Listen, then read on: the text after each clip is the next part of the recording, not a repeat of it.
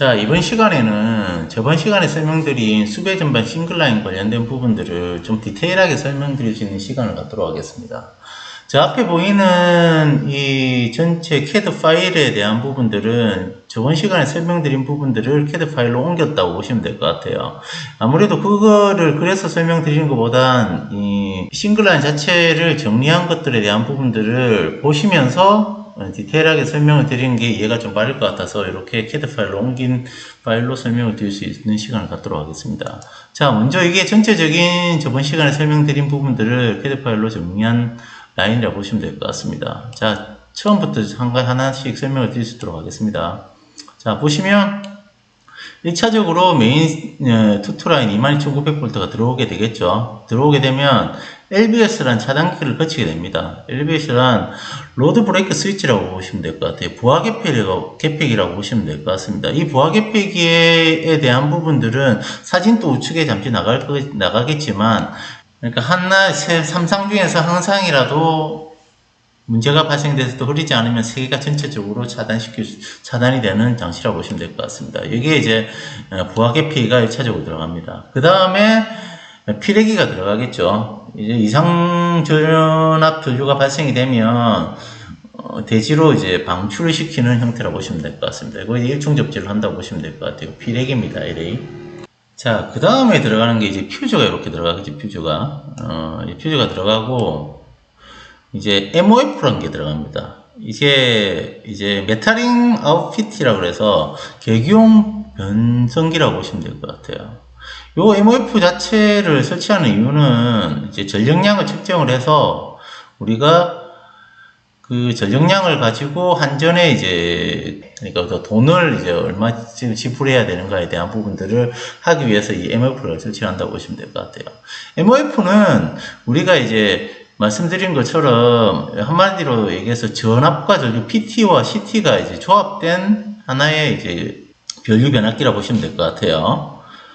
왜 이거를 MOF를 설치하냐면 22,900V 자체를 다이렉트로 어떤 계기 전압을 측정하고 전류를 측정을 해서 전력량을 측정할 수 있는 방법이 없습니다. 그래서 이거를 PT, 즉 파워 트랜스퍼를 이용해서 전압을 낮추고 그리고 CT를 이용해서 또 전류를 증폭을 시켜서 이 전력량을 측정하는 방식이라고 보시면 될 것 같아요.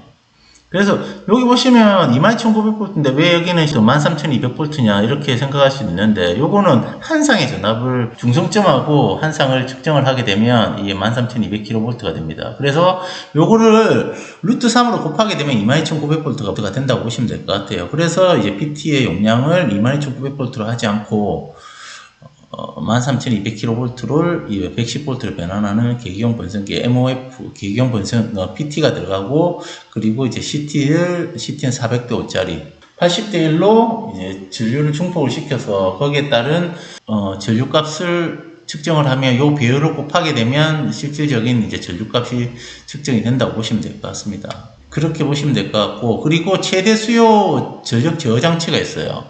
이 최대 수요 전력 제어 장치는 우리가 일반적으로 한전에 우리가 어떤 계약 용량을 신청을 하지 않습니까? 뭐 3,000kW면 3,000kW, 뭐 3,000kW, 뭐 2,000kW나 뭐 5,000kW 이렇게 신청을 하게 되는데 그 신청에 대한 부분들을 이 전력 수요 제어 장치가 실제 이제 얼마나 사용되는 것들에 대한 부분들을 예측하고 감시해서 실제 목표치의 전력이 넘지 않도록 부하를 자동 차단시키거나 투입을 제어하는 장치를 이런 이제 최대 수력 전력 제어 장치라고 합니다. 요런 장치들은 실제 요즘은 디지털화 시켜서 수배 전반에 많이 이제 부착돼서 사용한다고 보시면 될 것 같아요. 이런 데이터들도 실제 이제 통신을 이용해서 모니터링 구현한다고 보시면 될 것 같습니다. 그것도 가능하다고 보시면 될 것 같아요. 그 다음에 이제 설명을 드릴 게 그 밑으로 MOF가 이제 내려오게 되면 그 다음에 V12가 이렇게 들어갑니다. V12는 버큐um 커런트 브레이커라고 해서 진공 차단기입니다. 우리가 일반적인 차단기를 하게 되면 차단을 올리게 되면 이 아크가 발생이 돼요. 아크가. 그러니까 이제 불꽃이 발생이 된다고 보시면 될 것 같아요. 우리가 일반적인 차단기도 껐다 하면 아주 어두운 곳에서 이렇게 딱 보게 되면 순간적으로 아크가 불빛이 탁 튄다고 보시면 될 것 같아요. 근데 고전압 같은 경우에는 이런 이제 투투라인을 차단을 시킬 것 같은 경우는 굉장히 큰 아크가 발생이 되겠죠. 그러면은 실질적인 이제 하부적인 장비나 이런 것들에 굉장히 큰 문제가 발생이 될 수 있기 때문에 이 차단부에 대한 부분들을 진공 상태로 만드는 겁니다. 진공 상태로 만들어서 온이나 오프를 시키게 되면 이 아크 자체가 불꽃을 일으킬 수 있는 공기가 없기 때문에, 산소나 이런 것들이 없기 때문에 아크 없이, 그러니까 불꽃이 발생되지 않도록 차단을 시킬 수 있는 차단기라고 보시면 될 것 같아요. 이 V12 같은 경우는 일단 전압이 고전압일 때 많이 사용한다고 보시면 될 것 같습니다. 그리고 이제 계전기가 들어가겠죠. 지팜이랑, 우리가 일반적인 LS에 나오는 이제 지팜 계전기가 이제 지팜 계전기라고 보시면 될 것 같아요. 한국에서는 LS를 많이 사용하고, 슈나이더, 다른 제품들도 많이 사용합니다. 외산에는 슈나이더가 제일 유명하고요. 여기 보시면, 이제 이런 이제 글자들이 좀 있죠. 이렇게. 요거는 뭐 전체적으로 설명을 드리면, 전압, V는 전압, 전류, A는 전류, W는 전력, WH는 전력량, PF는 이제 역률입니다. F는 주파수고, OCR은 오버컬런트 리시버라 그래서 실제 오버컬런트, 과전류, OCGR은 오버컬런트 지락, 그라운드 지락, 이제 누설 전류라고 보시면 될 것 같아요. 그리고 UVR은 언더 전압, 언더 볼테이지, 오버 볼테이지, 이런 것들을 전체적으로 감시할 수 있는 이 계전기가 들어간다고 보시면 될 것 같아요. 이 계전기는 실제 우리가 통신을 이용해서 모니터링 시스템까지 구현할 수 있는 장치라고 보시면 될 것 같습니다. 이거를 보통은 저번에 통신은 따로 한번 설명을 드릴 시간이 있겠지만, 모드버스 485 통신을 이용해서 일단 구현을 하는 방식이 최고 많다고 보시면 될 것 같아요. TCP도 가능합니다. 그런 부분들은 따로 이제 설명을 드리도록 할게요. 그럼 이 계전기를 측정하기 위해서는 이 CT를 걸어야 되겠죠. 컬런트 트랜스포머. 그러니까 CT를 걸어서 이제 전류 값을 확인을 해야 되고, 이쪽에 이제 PF, 이제 이 PT, 그리고 말씀드린 한마디로 TR이라고 보시면 될 것 같아요. 22500V를 110V로 변화를 시켜서 저전압을 이렇게 공급을 시켜서 실제 이런 계전기의 전압, 전류 이런 것들을 다 이제 측정할 수 있도록 구성을 한다고 보시면 될 것 같습니다. 이런 것들은 당연히 들어가야 될 겁니다. 그런데 그거를 차단할 수 있는 이런 퓨즈가 들어갈 거고요. 그 다음에 한 개 들어갈 것이 이제 서지. 이상 전압 전류를 대지로 이제 방출시킬 수 있는 이제 서지 보호기를 한 개 넣는다고 보시면 될 것 같아요. 이걸 SA라고 합니다. 서지 보호기를. 그 다음에 들어갈 것이 우리가 이제 퓨즈가 한 개 들어가고 TR이 한 개 들어갑니다. TR반. 저번에 한번 TR반을 설명을 들었는데, 이 TR이 이제 21900부터 들어오게 되면, 삼성이 들어오면 우리가 380에 220으로 해서 삼성 4선식으로 구성을 하겠죠. 구성을 해서, 요런 이제 밑에 보면 전력량, 그러니까, TR 용량, 3500kV가 될 수 있고, 5000kV, 2000kV가 될 수 있겠죠. 여기에 보시면 TR에 보면 몰드 TR이라고 되어 있죠. 몰드 TR. 일반적으로 TR은 우리가 사용되는 TR 자체는 두 가지 종류로 나누는데, 몰드 TR이 있고 유입식 TR이 있습니다. 일반적인 거의 대부분 다 요즘 수배전반은 몰드 TR을 거의 대부분 다 사용을 하는데, 몰드 TR 자체는 가볍고 설치 공간도 적게 필요하고 그러다 보니까 요즘 몰드 TR을 많이 사용합니다. 그런 단점은 이제 열이 좀 발생된다는 부분들이 좀 있어서, 과거에는 이 열 때문에 여러 가지 부분들이 문제가 발생된 요소들이 있어갖고 몰드 TR을 보다는 유입식 TR을 많이 사용했는데, 지금은 거의 대부분 많이 보완이 돼서 거의 대부분 다 몰드 TR을 사용한다고 보시면 될 것 같아요. 그러니까 기름이 들어가 있는 유입 TR 같은 경우에는 무겁기도 무겁고 설치 공간도 많이 필요한 부분들이 좀 있습니다. 그리고 옥외에 많이 설치한다고 보시면 될 것 같아요. 옥내에는 잘 설치를 하지 않고요. 이 몰드 TR 자체는 이제 실내 수배전반 안에 TR반을 따로 설치해서 이제 설치하는 부분들이 많습니다. 자, 여기를 잠시 보시다 보면 이제 삼상 4선식의 중성점으로 해서 이중 접지를 했다고 보시면 될 것 같아요. 중성점 접지를 이중 접지라고 합니다. E2. 그리고 난데 여기 CT를 한 개 걸어서 이제 알람을 한 개 발생시키는 형태가 구성이 되어 있죠. 자, 보통 요거는 간단하게 설명을 드리면 L1, L2, L3에 중성점이 들어가 있으면 L1과 중성점 연상을 하게 되면 220이 되죠. 220이란 전원이 이렇게 사용할 수 있도록 구성이 됩니다. 근데 우리가 220을 다양하게 전등이나 전력에 이렇게 사용하게 되면 완전히 삼상을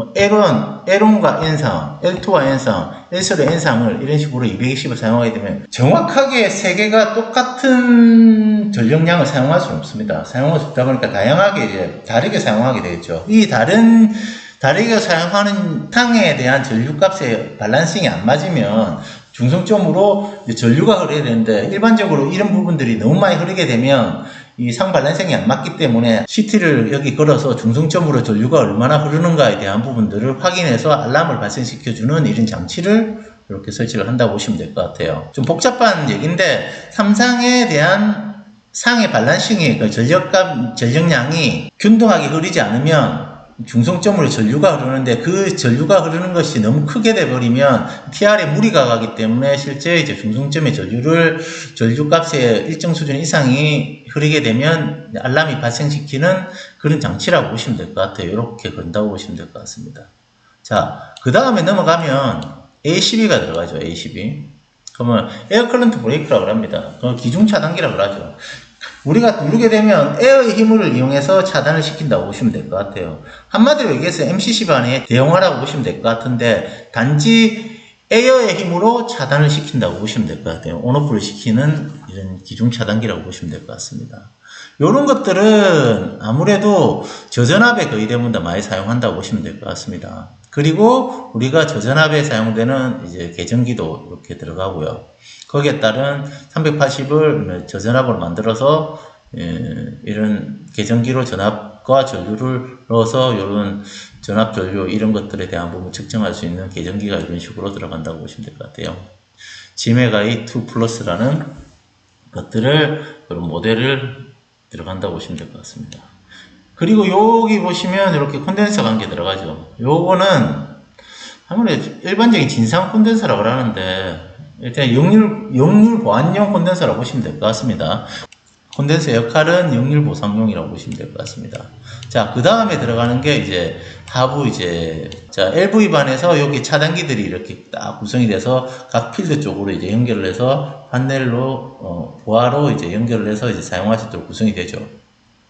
그런데 이렇게 이제 ZCT가 들어갑니다.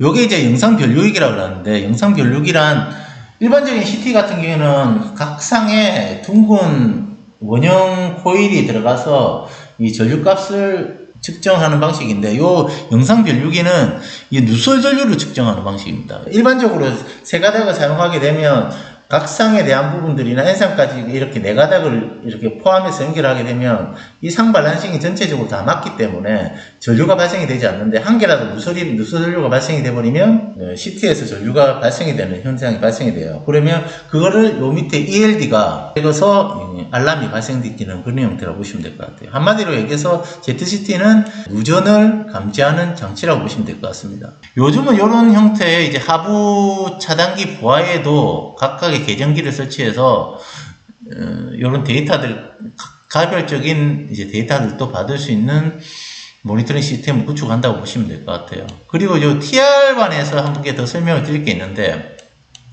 TR의 가장 큰 부분을 차지하는 부분들은 RST에 대한 본선 온도를 보통 감시를 하거든요. 그러니까 TR반 자체에 본선 자체 근처에 온도 센서를 박아서 그거를 어떤 컨트롤러나 이런 디스플레이 장치를 이용해서 그걸 통신으로 해서 모니터링을 구현할 수 있도록 구성을 한다고 보시면 될 것 같습니다.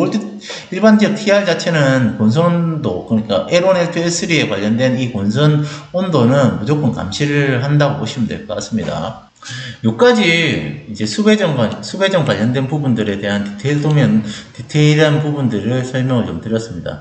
사실 안쪽으로 들어가면 선정 방법이나 여러 가지 부분들이 아주 복잡하게 구성이 되어 있는데, 제가 이런 수배 전반을 설명하는 가장 기본적 요소는 그냥 전체적인 흐름과 각 장치에 대한 가장 기본적인 운전에 대한 설명을 드리는 것이 이제 주목적으로 제가 이제 설명을 드린 겁니다. 이 수배 전반 자체의 부분들을 공부를 하게 되면 엄청나게 많은 데이터나 이런 것들에 대한 부분들이 필요하지만, 저 역시도 그것까지는 다 알지를 못하고요. 전체적인 이 수배 전반을 이제 구성하는 요소들이나 이런 것들을 어떤 식으로 모니터링을 해서 이제 감시반을 구성하는 것들에 대한 부분들만 저도 어느 정도 알고 있기 때문에 제가 갖고 있는 지식을 이렇게 이제 설명을 드리는 시간을 가지는 겁니다. 일단 다음 시간에는 이 다음에 제가 첫 번째 시간에 설명드린 발전기 관련된 것과 이제 정류반에 대해서 다음 시간에 설명을 드릴 수 있는 시간을 갖도록 하겠습니다. 예, 여기까지 하도록 하겠습니다. 예, 감사합니다.